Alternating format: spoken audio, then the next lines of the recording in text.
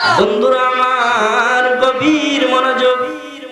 মাইকে শীষ ধরা যাবে না, শীষ ধরলে আলোচনা করতে সমস্যা হবে।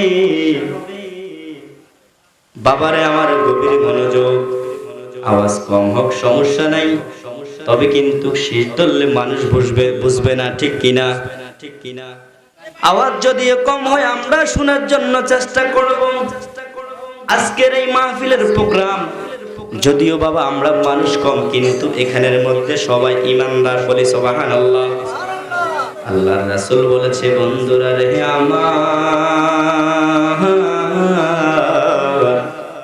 যেই জায়গার মধ্যে জিকির হয়, মিলাদ হয়, দুরূদ পড়ে, ওই জায়গাটা জান্নাতের বাগান হয়ে যা, বলি সুবহানাল্লাহ। দেখবেন বাবা, গানের আসরের মধ্যে, জুয়ার আসরে, টিভির দোকানে, চায়ের দোকানে দেখবেন কত মানুষ, কিন্তু আল্লাহর হাবিব, আল্লাহর যেখানে মজমা হয়, মাহফিল হয়, সেখানে মানুষ কম হয়, বলেন ঠিক কিনা? এটা হচ্ছে বাবা কিয়ামতের লক্ষণ। কিসের লক্ষণ? যারা এখানে এসেছে তারা হচ্ছে ভাগ্যবান। ইচ্ছা করলে আপনি ঘরে বসে পড়তে থাকতেন, কিন্তু বন্ধুরা আমার, প্রত্যেক দিন তো এই মাহফিল সাজানো সম্ভব নয়, ঠিক কিনা? এত কষ্ট করেছে আমার বন্ধু ওসমান। আজকে কয়েকদিন আমি ফোন করলাম, বন্ধু কেমন আছো? বললো আমার কোনো ঘুম নাই। কেন ঘুম নাই? ওই যে নবীর প্রেমে জীবনটা ভরা। আমি কইলাম, ওসমান রে টেনশন করিও না, মাওলা যদি তোমার এই মাহফিলে যদি খুশি হয় তাইলে কবুল, বলি সুবহানাল্লাহ। আমার মাওলাকে, এই তোমরা এই সাইডে আসো, এই সামনে কি ভিডিও, সামনে এখানে আসো, এখানে আসো, এখানে আসো। আমার মাওলা যদি খুশি হয়, দেখবেন বাবা এই মাহফিলটা একদিন বিশাল বড় হয়ে যাবে। এই মাহফিল যদি কবুল হয়, আমাদের মা বাবাকে আল্লাহ মাফ করে দিবে। কত সুন্দর মাহফিল বাবারে আমার। ইচ্ছা করলে গানের আসর করতে পারতো, কিন্তু না না, নবীর প্রেমটা ভরা, এই জন্য মাহফিলের আয়োজন করেছে। অনেকে বলতেছে, হুজুর এটা তো ঈদের সময়, ঈদের আনন্দ করব। বন্ধুরা আমার, আল্লাহর হাবিব খুশি হয়েছে, আল্লাহ খুশি হয়েছে। তারা ইচ্ছা করলে ঈদের আনন্দ করতে পারত, কিন্তু ঈদের আনন্দের মধ্যে আমি আল্লাহকে যারা ভুলে নাই, আমি তাদেরকে বলবো না। ঈদ মানে খুশি, ঈদ মানে আনন্দ। ঈদের খুশিতে আমার নবীর দুরূদ পড়া হইতেছে, জিকির করা হচ্ছে, কোরআন পড়া হচ্ছে। যে আল্লাহ আমাদেরকে সৃষ্টি করেছে, যেই নবী না আসলে কিছু সৃষ্টি হইতো না, ওই নবী কে ভালোবেসে আমরা যারা আসলাম, আমরা ভাগ্যবান, বলি সুবহানাল্লাহ। ওরে জীবন গহনাই গহনাই গেল রে। শীষ ধরলে কি ভাল লাগে কোন? ওরে জীবন গহনাই গহনাই গেল। আমার সাথে একটু পড়েন না বাবা। ওরে জীবন গহনাই গহনাই গেল রে। আরে ছেলে মেয়ের মা আয় পয়রা গো, ওতে করলি না বন্দিগি, কোন দিনে জানি আজরাইল আইসারে নিয়ে যাবে প্রাণ রে। ওরে জীবন গহনাই গহনাই গেল রে। আরে পুকুর পুষ্কুনির পা আহারে গলে গো, আরে পুকুর পাড়ে বেয়েলে আমার গো, ওই না বাড়ি ঘর কখন জানি আজরাইল আইসারে নিয়ে যাবে প্রাণ রে। ওরে জীবন গহনাই গহনাই এলো রে। আওয়াজ বেশি দরকার নাই রে ভাই, শীষ দিলে এতক্ষণ আপনি এটা ঠিক করতেছেন, অনুশীষ ধরে। আল্লাহ আপনি দয়া করেন, আল্লাহ বুঝি আমরা তো দোষ নাই, আপনি তো চেষ্টা করতেছেন রে বাবা, তারপর একটু চেষ্টা কিতা করেন টানে কিনলে মারুল মাফিলে দিয়ে টানে না, খালি আঙ্গুই টানে কে আজকে কাছে এই জন্য না। ও আরে টানে রে, টানা বন্দি যাইব। আল্লাহ বলে আল্লাহ আল্লাহ আল্লাহ আপনি আমাদের মাহফিলটা কবুল করেন বলে আমিন। আল্লাহ পাক রব্বুল আলামিনের দরবারে অসংখ্য অগণিত শুকরিয়া যে আমরা এই মাহফিলের মধ্যে এসেছি, আসার বসার তৌফিক আল্লাহ দান করেছে, সকলে বলি আলহামদুলিল্লাহ। আরেকটা কথা আমি বলবো, এই যে ঈদ এখন চলছে, মাহে রমজান বলেন, মাহে রমজান চলে গেছে ঠিক কিনা? মেহমান আসছে, মেহমান চলে গেছে, কেউ ধরে রাখতে পারছে? এরকম আমি আসছি, আমি একবার চলে যাব, আমি এখন আছি, আমি আবার চলে যাব। আমরা কি থাকবো বলেন? কেউ থাকবে না। আমার আপনার ইবাদত, আমার আপনার মুখের ভাষা, আমার আপনার চরিত্র যদি ভালো হয়, তাহলে আপনি কামিয়াব ঠিক কিনা?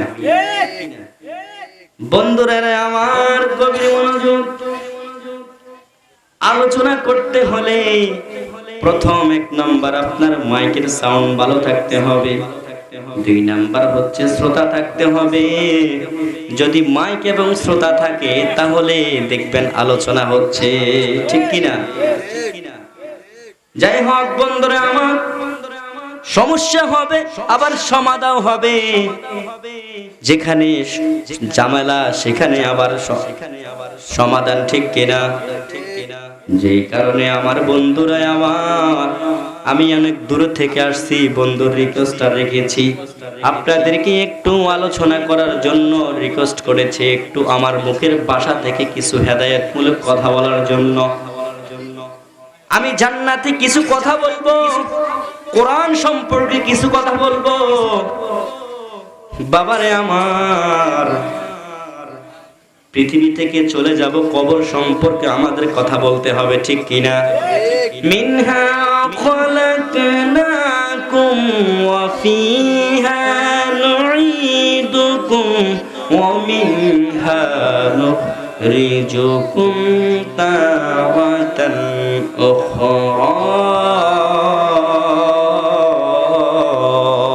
আল্লাহু আকবার। আমার আল্লাহ তাআলা বলেন, আমি তোমাদেরকে মাটি দিয়ে বানাইছি, আমি তোমাদেরকে মাটি দিয়ে বানাইলাম, এই মাটি দিয়ে বানাইলাম, আবার তোমাদেরকে এই মাটির মধ্যে নিয়ে যাব। অমিনহা নুখরিজুকুম তারাতান উখরা, আবার ওই মাটি থেকে আমি উত্তোলন করব। সুবহানাল্লাহ। তাইলে কিসের ভয় করো, কিসের বাহাদুরি করো, কিসের অহংকার করো? এই অহংকার বাহাদুরি কিছুই থাকবে না ঠিক কিনা?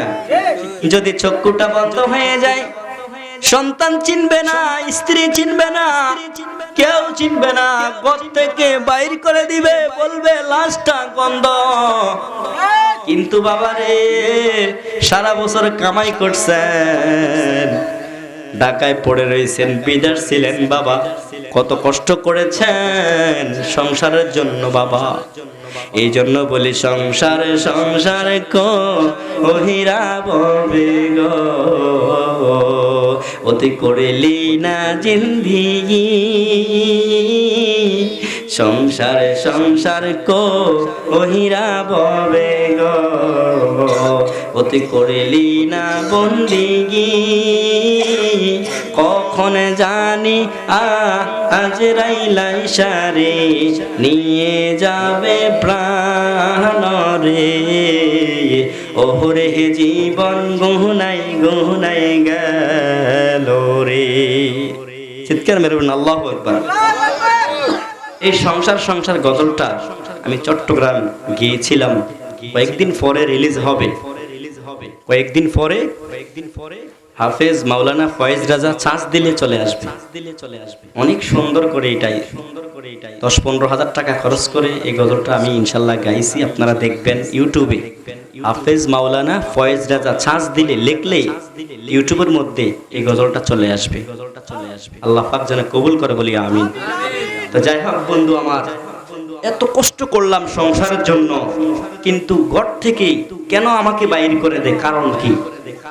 কারণ বন্ধুরে আমার, পোলাপাইন দেখবেন যখন ছোট থাকে তারা একটা ঘর বানায় খেলাধুলা করার জন্য, ঠিক কিনা?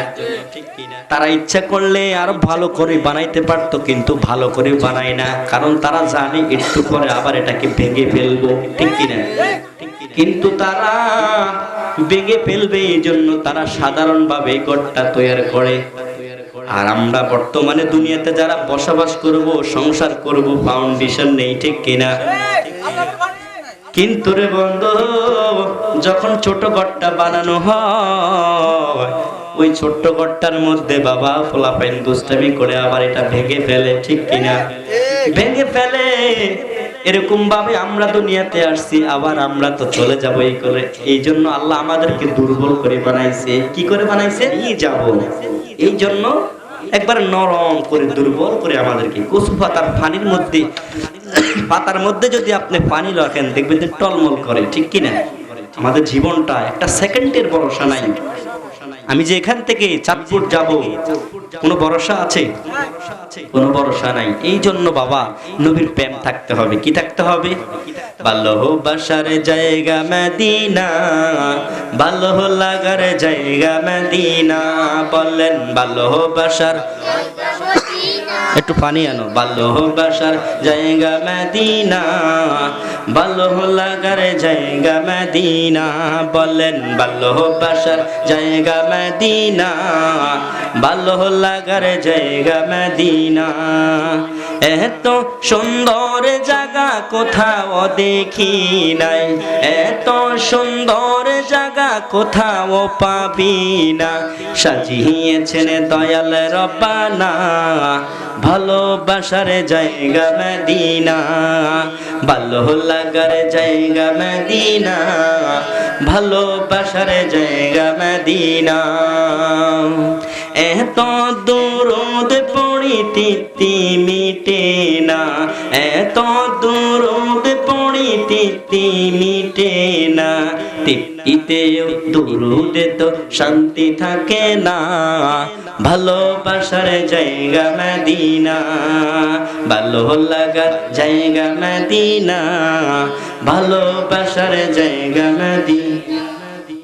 একদিন কবরে আমি যাব চলে, কেউ তো আমার সঙ্গে যাবে না। সঙ্গে যাবে বলেন? কেউ যাবে বলেন? কেউ যাবে বলেন? সঙ্গে যাবে শাহে মদিনা, ভালোবাসার, বলেন ভালোবাসার জায়গা মদিনা, ভালো লাগার জায়গা মদিনা। আমার জীবনে অনেক বেশি গুনাহ, গুনাহ আসেনি? অনেক গুনাহ আছে বাবা, কারো গুনাহ নাই এমন মুক্তা বলতে পারবো না। আমার জীবনে অনেক বেশি গুনাহ, তাই হাবিবের কদমে ছাড়বো না। ভালোবাসার জায়গা কোথায়? কোথায়? মদিনা একবার যিনি যায় আর আসতে মন চায় না, বারবার শুধু যেতে মন চায়। আল্লাহু আকবার বলেন, আল্লাহু আকবার, আল্লাহু আকবার। ভালোবাসার জায়গা মদিনা, ভালো লাগার জায়গা মদিনা, ভালোবাসার জায়গা মদিনা, ভালো লাগার জায়গা মদিনা, ভালোবাসার জায়গা মদিনা। বন্ধুরা আমার, কবির মনোযোগ, আমরা সবাই আমল করি জান্নাতে থাকার জন্য। জান্নাতে আমরা, আল্লাহ আমাদেরকে সুখে শান্তিতে রাখার জন্য, ঠিক কিনা? মানুষ রুজি করে ভালো খাবার জন্য, ভালো থাকার জন্য, কিন্তু আমরা আমল করি আল্লাহ তাআলার জান্নাতে যাওয়ার জন্য, ঠিক কিনা? বাবারে আমার, জান্নাতের মধ্যে আমার আল্লাহ তাআলা কি রাখবেন? জান্নাতের মধ্যে কি রয়েছে? জান্নাতটা দেখতে কেমন? জান্নাতের মধ্যে কি কি খাওয়াবে? শুনতে রাজি আছেন নি?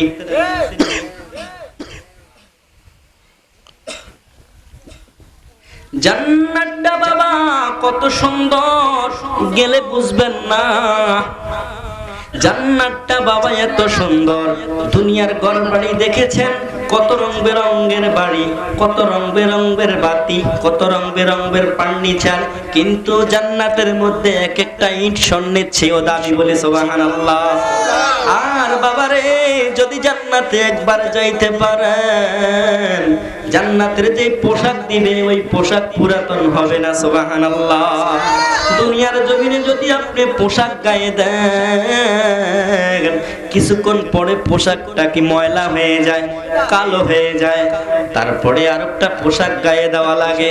কিন্তু জান্নাতের মধ্যে বন্ধুরা আমার কোনো পোশাকটা পুরাতন হবে না। জান্নাতি যে খাবার দিবে, জান্নাতি যে খাবার খাওয়াইবে, জান্নাতি খাবারটা যখন মুখে নিবেন, এটার রংটা কেমন, এটার কালারটা কেমন, এটার স্বাদ কেমন আপনি দেখতে পারবেন, বলে সুবহানাল্লাহ। আমরা দুনিয়াতে ফল খাই কিন্তু স্বাদ কেমন অনুভব করি, কিন্তু এটার গ্রানটা আমরা দেখতে পাই না, পাই কিনা? জান্নাতি যদি বাবা জান্নাতি হইতে পারেন, আমল করতে পারেন, নেককার হইতে পারেন, তাহলে আপনি কবরে যখন বাবা চলে যাবেন, আল্লাহ যখন আপনাকে জান্নাতের মধ্যে রাখবে, জান্নাতের মধ্যে এক একটা দিন ৮০,০০০ রকমের ফল খাওয়াইবে, বলি সুবহান। শুধু তাই নয়, একদিন ৮০,০০০ রকমের ফল খাওয়াবে, আর একদিন ৮০,০০০ রকমের ফল খাওয়াইবে। এইভাবে আল্লাহ তাআলা যতদিন জান্নাতে থাকবেন ততদিন আপনাকে আল্লাহ তাআলা আপনাকে নিয়ামত খাওয়াইতে থাকবে, বলি সুবহানাল্লাহ। জান্নাতের এক একটা দরজা ৫০০, এক একটা দরজা হাদিস শরীফের মধ্যে আসছে ৪০,০০০ বছর রাস্তা, বলে সুবহানাল্লাহ। এক দরজা থেকে আরেক দরজা যাইতে কত বছর লাগবে? ৪০ হাদিস শরীফে আছে ৪০ বছর। কত বছর? এক দরজা থেকে আরেক দরজা যাইতে। কত সুন্দর জান্নাত, বলে সুবহানাল্লাহ। সর্বশেষ জান্নাতে যিনি যাবে তিনি বলে কি জানেন? তিনি বলে, আল্লাহ আমাকে তো তুমি সব কষ্ট দিছো, পুড়াইতে আংরা করে ফেলছো, একটু জান্নাত দাও। আল্লাহ বলছে, না, তুমি কত দুনিয়াতে নফরমানি করছো, আমি জান্নাত দিব না। আল্লাহর মায়া লাগে গেছে, কানছে। মায়া লাগাতে আল্লাহ কি করছে? জাহান্নাম থেকে বাইর করছে। আবার আল্লাহর কাছে বলে, আল্লাহ জান্নাতের গেটের কিনারে রাখেন। আবার আল্লাহর মায়া লাগে গেছে, জান্নাতের কিনারে রাখছে। আবার আল্লাহর আরেকটু কানতে কানতে মায়া লাগছে। মায়া লাগাতে বলছে, আল্লাহ আমি জান্নাতের মধ্যে ঢুকে আবার বের হয়ে যাব, বলে সুবহানাল্লাহ। আল্লাহর বান্দা যখন আল্লাহর কাছে আনতি মিনতি করছে, আল্লাহ এই হরিয়ারটা রাখেন, আমি তো পাপ করছি, আমাকে শাস্তি দিবেন, আমাকে একটু জান্নাতের মধ্যে আমাকে একটু রাখেন, আমি ঢুকবো আর বের হয়ে চলে আসবো, বলে সুবহানাল্লাহ। আল্লাহর বান্দা আল্লাহ যখন কবুল করছে, জান্নাতে ঢুকা মাত্র আল্লাহর বান্দা জান্নাতের মধ্যে দিছে দৌড়, বলে সুবহানাল্লাহ। আল্লাহ কয়, ও বান্দা তুমি কই যাও? তখন আল্লাহ বলে, কই যাও? বললো, আল্লাহ আমাকে ডাক দিয়েন না, জান্নাত এত সুন্দর। সেই দৌড় দিয়া একটা কর্নারের মধ্যে লুকায়া রয়েছে। আল্লাহ বলে, তুমি কেন লুকাইছো? আল্লাহ জানলে বাইরে করে দিবেন, এই জন্য আমি লুকাইছি, বলে সুবহানাল্লাহ। আল্লাহ কয়, তোমার এই দৌড়াদৌড়ি, এই লুকানোটা সাইডে যাও। আল্লাহ বলে, এই লুকানোটা দৌড়াদৌড়ি আমার কাছে অনেক ভালো লাগছে, যাও তোমাকে আজকে থেকে আমি জান্নাত দিয়ে দিলাম, বলে সুবহানাল্লাহ। বাবারে উসিলা ধরে ধরে আল্লাহ জান্নাত দিবে। আপনি এখানে এসেছেন, এমন আছে আপনার বসাটা আল্লাহ কবুল করেছে, বলে সুবহানাল্লাহ। বাবারে আমার, বন্ধুরে আমার,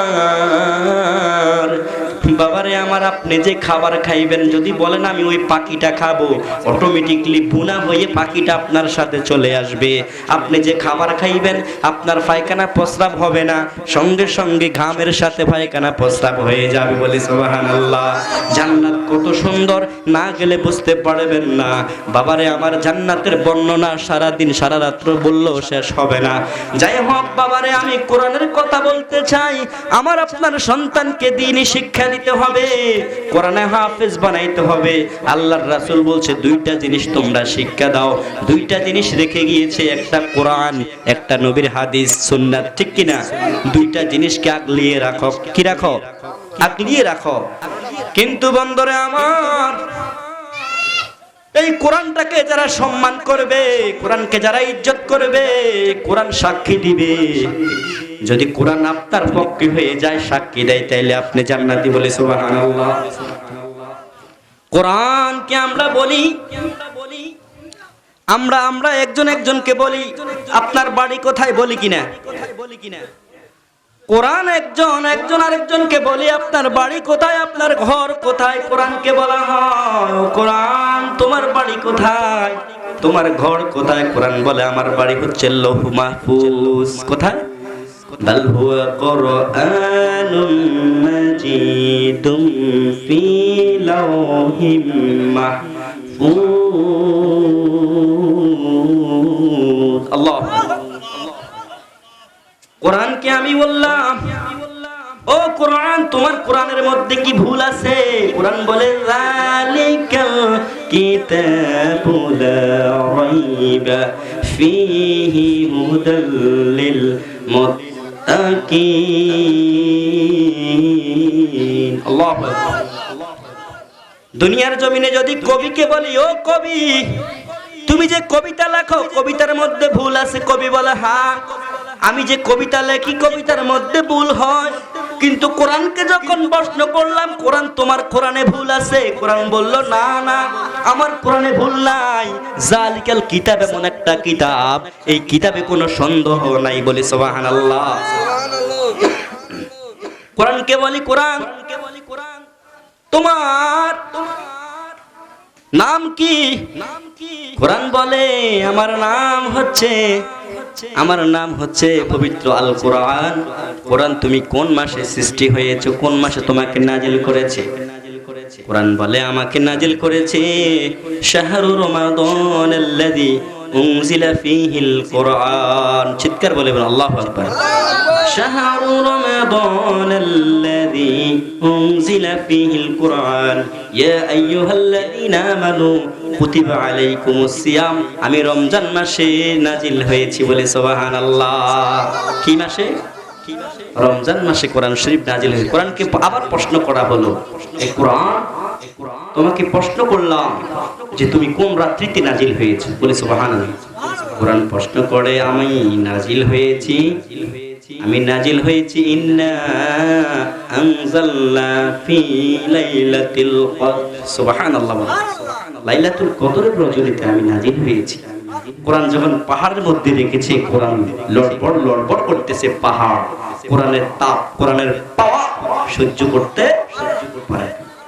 এই কোরআনটা আমার নবীর উপরে সিনার মধ্যে দিয়েছেন। কোরআনকে বললাম ও কোরআন তোমাকে তো পাহাড়ে রাখা যায় না, তোমাকে তো কোথাও রাখা যায় না।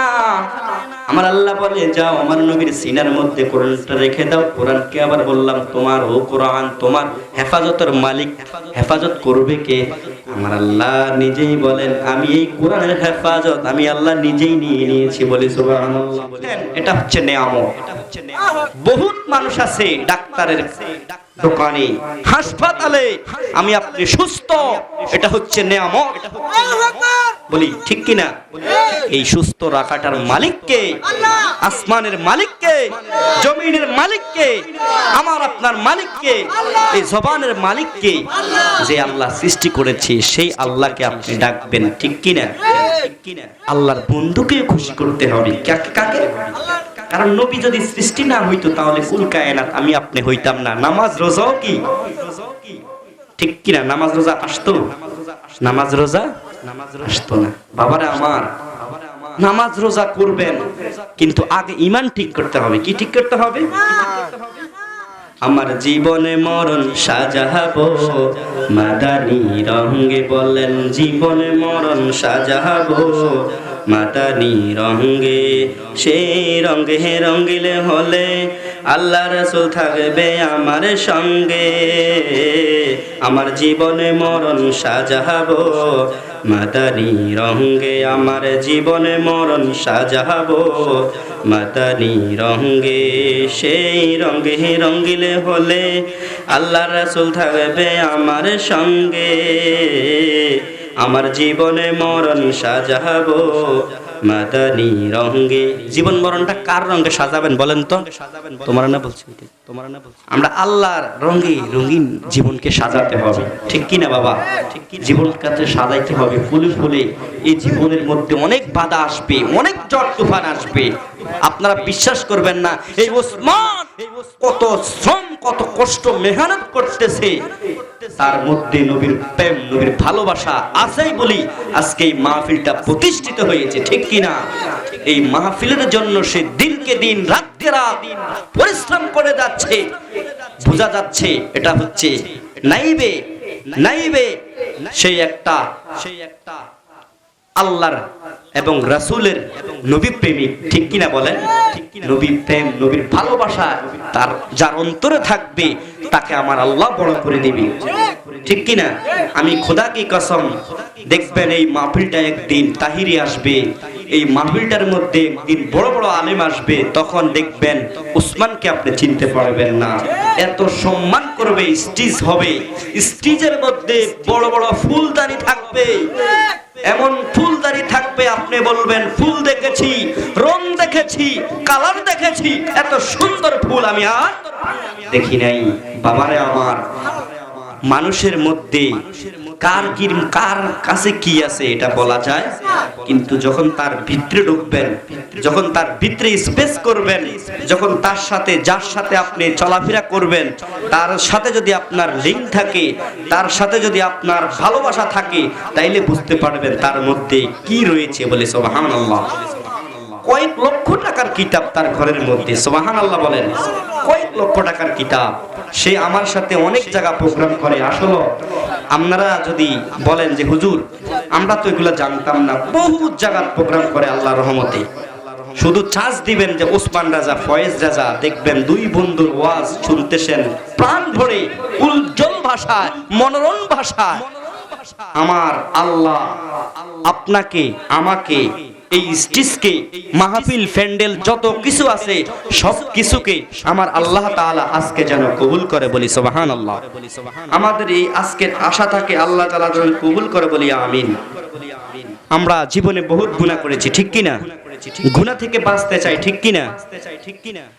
আমার সাথে তাইলে বলেন, জীবনের ভুলগুলো ক্ষমা করে দাও, আমি পাপী গুনাহগার, তুমি দয়াময়। জীবনের ভুলগুলো ক্ষমা করে দাও, আমি পাপী গুনাহগার, তুমি দয়াময়। বিচার দিনের পাপী বলে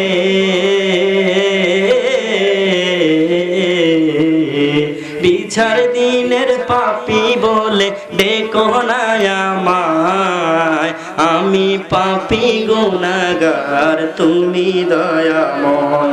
এই জীবনে কত গুনাহ করেছি আমি জানা অজানা, এই জীবনে কত গুনাহ করেছি আমি জানা অজানা।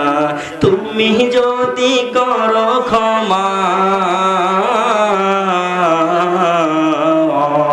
তুমি যদি করো ক্ষমা, ও গো দয়াময়, আমি পাপী গুনাহগার, তুমি দয়াময়। আমি পাপী গুনাহগার, তুমি দয়াময়। এই জীবনে শূন্য ছিলাম, হয়েছি আজি পূর্ণ, একদিন আমি চলে যাব মায়ার বাঁধন শূন্য। আর সেটাই ছিল তোমার নিজাম,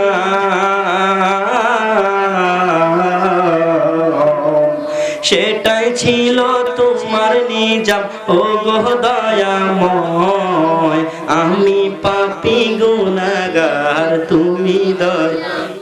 ঠিক কি না? ভালো লাগে? ভালো লাগে বাবা? বাবারে আমার, আমি অনেক ভালোভাবে আপনাদেরকে প্রাণ ভরে শোনাইতে চাই, কিন্তু আজকে যে সমস্যা পড়ে গেছে, মাহফিলের সমস্যার মধ্যে আপনার যে মাইক্রোফোন এত কিছু করেছে, কিন্তু মুসল্লি যদি, আপনারা যদি মাহফিল দিয়ে যদি সরে থাকেন তাহলে ভালো লাগে বলেন? আসতে হবে।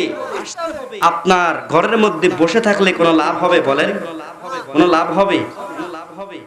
সব সময় আপনি আল্লাহকে ডাকবেন। কাকে? আল্লাহকে ডাকার আগে একটা ঈমানটাকে সহি করবেন। ঈমান আমলের পূর্ব শর্ত হচ্ছে ইয়া আইয়ুহাল্লাযীনা আমানু দুখুলু ফিস-সিলমি কাফা ওয়া লা তাত্তাবিউ খুতুওয়াতিশ শাইতান ইন্নাহু লাকুম আদুউম মুবিন। শয়তান থেকে, খারাপ কাজ থেকে বিরত রাখবে একমাত্র নামাজ। বলি সুবহানাল্লাহ। নামাজ আমল করার পূর্ব শর্ত হচ্ছে আপনাকে কি করতে হবে? ঈমানটাকে সহি করতে হবে। যদি আপনি ঈমানটাকে সহি করেন আপনার আমল কাজে আসবে, ঠিক কি না? আর আমলের পাশাপাশি নবীকে ডাকবেন, নবীর প্রেম ভালোবাসা অন্তরের মধ্যে রাখবেন। বলেন বলেন ইয়া রাসূলুল্লাহ ইয়া হাবিবাল্লাহ ইয়া রাসূলুল্লাহ ইয়া রাসূলুল্লাহ ইয়া হাবিবাল্লাহ ইয়া রাসূলুল্লাহ। তুমি জীবন, তুমি মরণ, আধার ঘরের তুমি আপন, তুমি মোদের পারের তরি, তুমি মোদের পারের তরি, তুমি নিদানে তরানেওয়ালা ইয়া রাসূলুল্লাহ ইয়া হাবিবাল্লাহ ইয়া রাসূলুল্লাহ। ভালো লাগে? বলেন ভালো লাগে?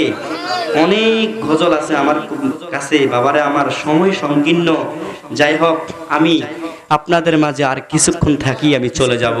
আমরা একটু নবীর দুরূদ পড়ব, শান পড়ব, যাতে আল্লাহ খুশি হয়, ঠিক কি না বলেন?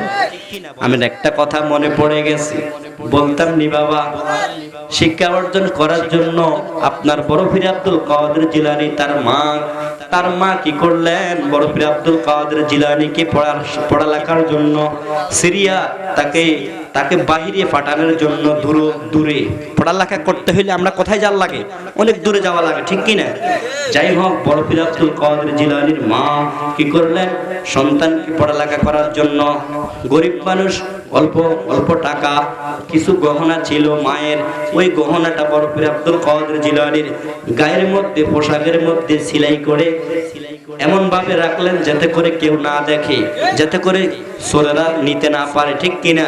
বড় পীর আব্দুল কাদের জিলানী বন্ধুরে আমার, যখন বাবারে আমার বড় পীর আব্দুল কাদের জিলানী গাড়ির মধ্যে উঠলেন, হঠাৎ গাড়ি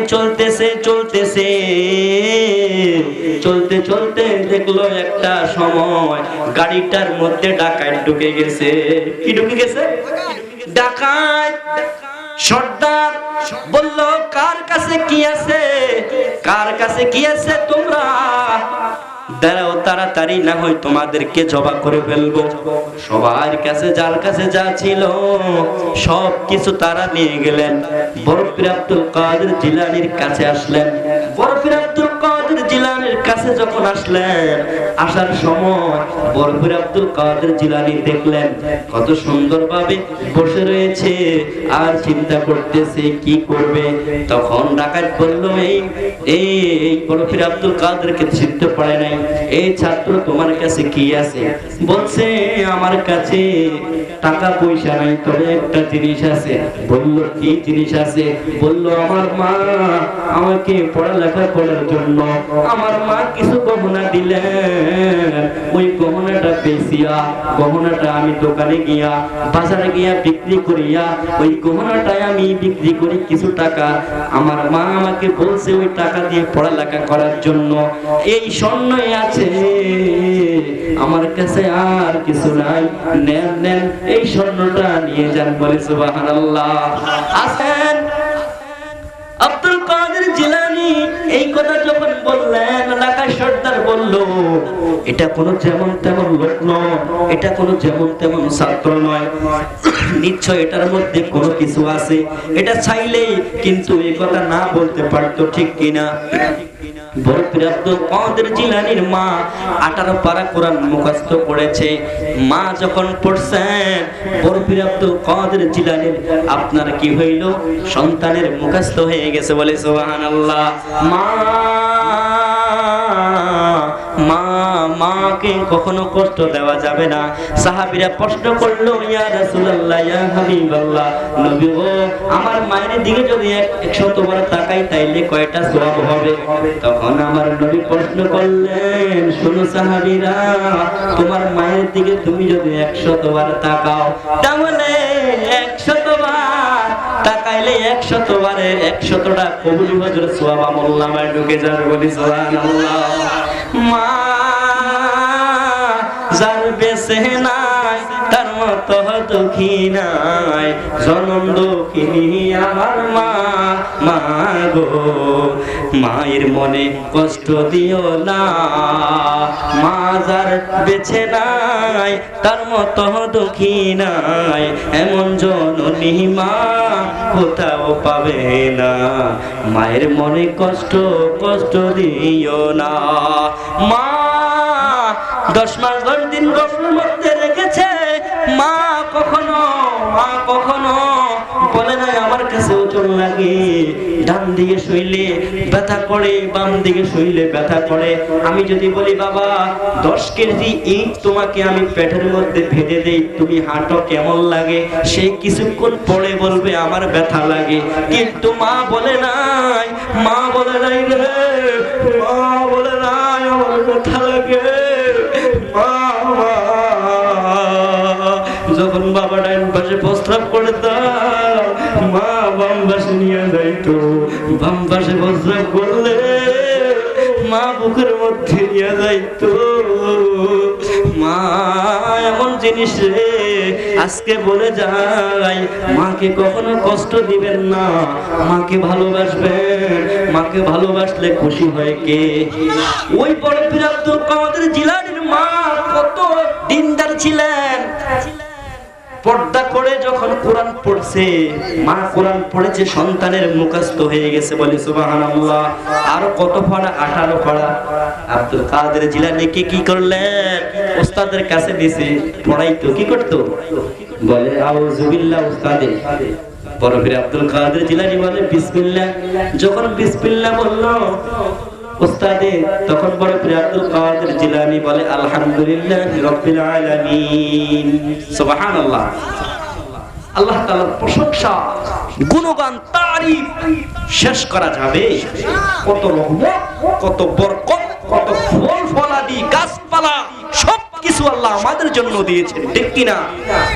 এই সুন্দর ফল, এই সুন্দর ফুল, মিঠা নদীর পানি, খোদা তোমার মেহেরবানি, খোদা তোমার মেহেরবানি, তুমি কত দিয়েছ রতন, ভাই বেড়াদার পুত্র স্বজন, খোদা পেয়ে অন্য জোগাড়, মানিকে চাই না মানি, খোদা তোমার মেহেরবানি, খোদা তোমার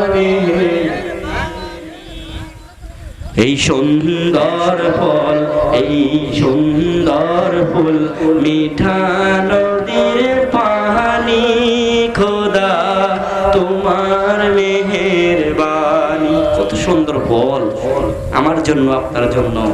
কত মিষ্টি মিষ্টি ফল খেয়ে আল্লাহর ইবাদত করি না, করিনিও।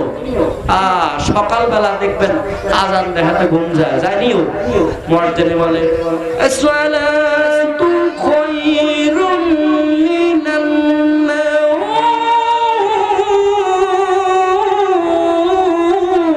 আল্লাহু আকবার।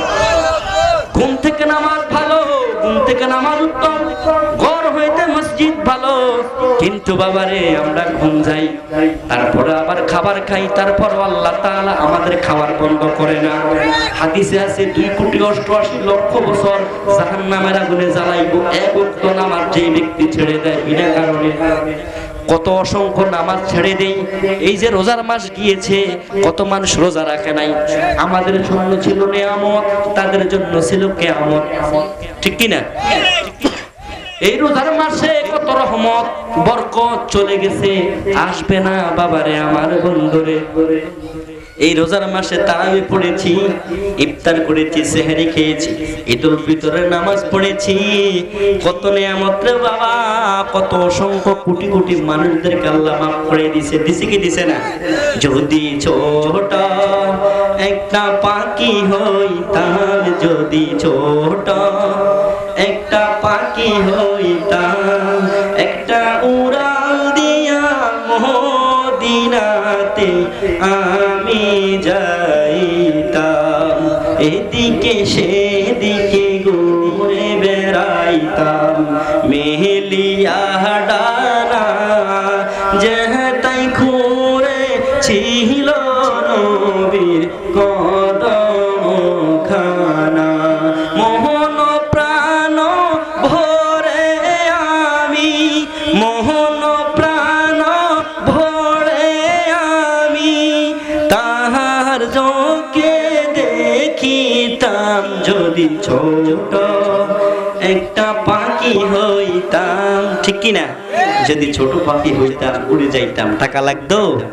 আর এখন তো বর্তমানে একটা হজ করতে হলে মিনিমাম আপনার 5-6 লাখ টাকা লাগে, ঠিক কি না?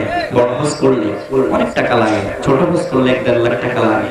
যদি আপনার মাকে বেজার করে আপনি মক্কায় যান, মদিনায় যান, লাভ হবে?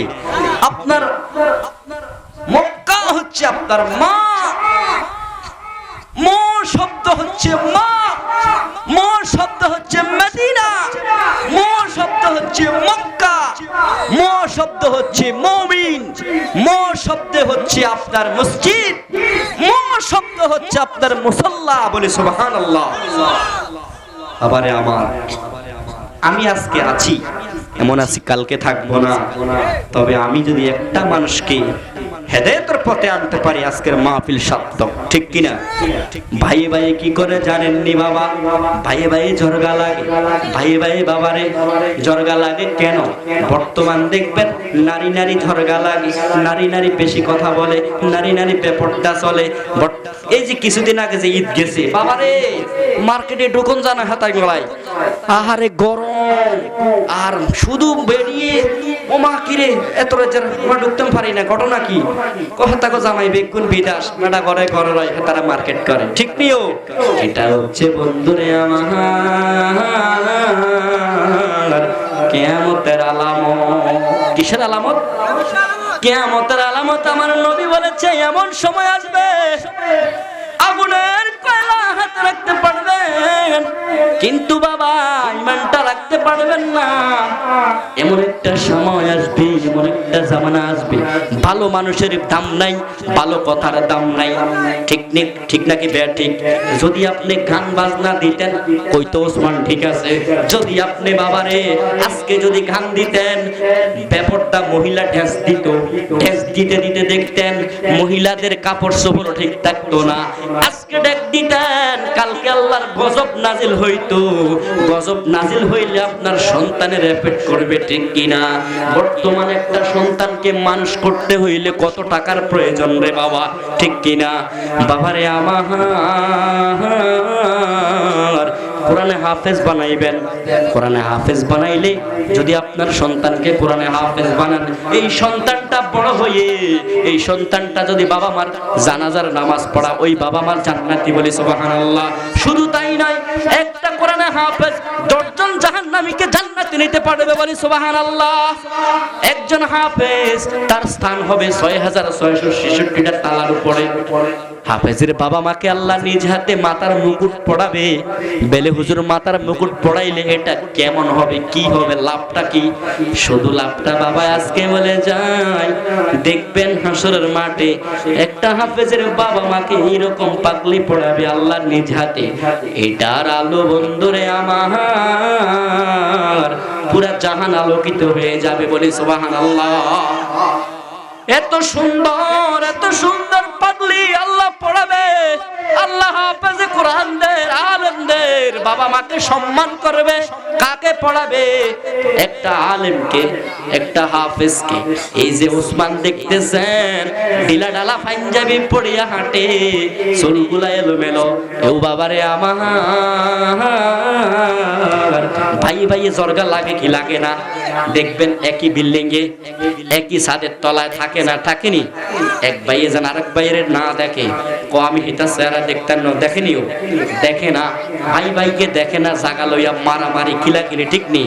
কিন্তু আবু হুরায়রা একটা হাদিস বাবারে আমার, নবী একদিন মসজিদে নববীর মধ্যে বসে রয়েছেন, মসজিদে নববীর মধ্যে বসে বসে আমার নবী দেখলেন যখন একটা সাহাবী মসজিদে নববীতে ঢুকলো, ঢুকা মাত্র আমার নবী বলল এই সাহাবীটা জান্নাতি, বলে সুবহানাল্লাহ। এই সাহাবীটা জান্নাতি। আবু হুরায়রা আশ্চর্য হয়ে গেলেন, কিরে আমি সারাদিন নবীর সাথে ছিলে, সারাদিন আমি নবীর সাথে ঘুরি, নবী আমাকে জান্নাতি বলে না, এই লোকটা সাধারণ, একে জান্নাতি কেন বলে? তার ঘরের মধ্যে আমি যাব, তার বাড়িতে যাব, তার সাথে থাকবো, সে কি আমল করে? বলি সুবহানাল্লাহ। আমরা তো ফলো করি কে বেশি স্টাইল করে, কে বেশি স্টাইল করে, কার চুলের বাস কেমন, এটা রং যদি কালার করতে পারি। এই যে অপু আপনার সে টিকটক করে চুলকে কালার করে, আপনার এখন বর্তমানে আরেকটা আছে র্যাঙ্কিং এ, আপনার কি ভাই না এটা টিকটকের মধ্যে দেখছেন নি? আপনার কিছুদিন আগে একটা ছেলে একটা মেয়েকে মায়ের বয়সে আপনার ভেড়িকে সে বিবাহ করে। বলবে আমার তো কোরআনের হরফ নাই, কোরআনের মধ্যেও নাই, ইমাম সাহেবও ভুলে গেছে, কোথাও কোরআনের মধ্যে কোনো হরফ নাই। কারণ কি? কারণ হচ্ছে বাবা কিয়ামত শুরু হয়ে গেছে, একজনও আল্লাহওয়ালা আল্লাহকে ডাকার মতো লোক নাই। যেদিন একদিন আল্লাহকে ডাকার মতো লোক থাকবে না, সেদিনই কিয়ামত হবে, ঠিক কি না? নবীর রওজা শরীফ দেখে মন ভরে না, দিদার দাও গো শাহে মদিনা। নারে তাকবীর, নারে রিসালাত, আহলে সুন্নাত ওয়াল জামাত, আল কোরআনের আলো, আল হাদিসের আলো। নাম কি? আমাদের সামনে হুজুর চলে আসছেন। আপনারা মেহেরবানি করে যারা এদিক সেদিক ঘোরাফেরা করছেন, মেহেরবানি করে চলে আসুন। কিছুক্ষণের মধ্যে ইনশাআল্লাহ আমি মাইক ছেড়ে দিব। আপনারা এদিক সেদিক ঘোরাফেরা যদি করেন তাহলে আর ভালো লাগে না। আপনারা আসেন, ইনশাআল্লাহ কিছুক্ষণের মধ্যে হুজুরের মাইক ছেড়ে দিব। ওগো কামলিওয়ালা তুমি মদিনাওয়ালা, ওগো কামলিওয়ালা তুমি মদিনাওয়ালা, তোমারই জন্য জগত জ্বালা। কামলিওয়ালা তুমি মদিনাওয়ালা, তুমি প্রাণের নবী, তুমি দেনের ছবি, তুমি প্রাণের নবী, তুমি দেনের ছবি, তুমি যে নূরে মুজাসসাম সাল্লাল্লাহু আলা কামলিওয়ালা তুমি মদিনাওয়ালা, তুমি নয়নের তারা, তুমি হৃদয়ের সারা, তুমি নয়নের তারা, তুমি হৃদয়ের সারা, স্বপ্নে দেখা দাও নূরে সাল্লাল্লাহু আলা কামলিওয়ালা তুমি মদিনাওয়ালা, ওগো কামলিওয়ালা তুমি মদিনাওয়ালা। সবাই বলি আলহামদুলিল্লাহ। গজল শুনতে ভালো লাগে। আমি হব মদিনা সারা বেলা ঝাড়ুদার, রওজার কিনারে কেটে যাবে দিন আমার, ঠিক কিনা? আমি হব মদিনা সারা বেলা ঝাড়ুদার, রওজার কিনারে কেটে যাবে দিন আমার। আমারই স্বপ্ন তুমি হও পূরণ, ভালোবেসে নিও কাছে তোমারই করুন। আমি হব মদিনা সারা বেলা